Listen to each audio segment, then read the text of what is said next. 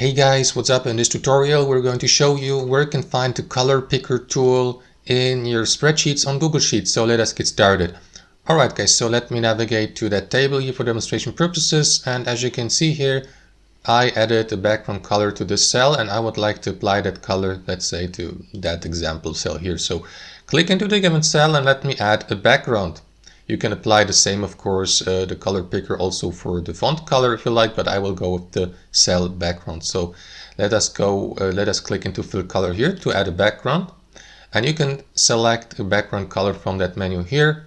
However guys, if you'd like to copy a color from your spreadsheet, simply use the color picker tool, which you will find here at the bottom. Pick a custom color, click into it, and after that navigate your cursor to the location where you find your preferred color. And as you can see, if I click into it, it will automatically apply that same color with the same hex code to the given cell. And as previously mentioned guys, you can do that also for your font.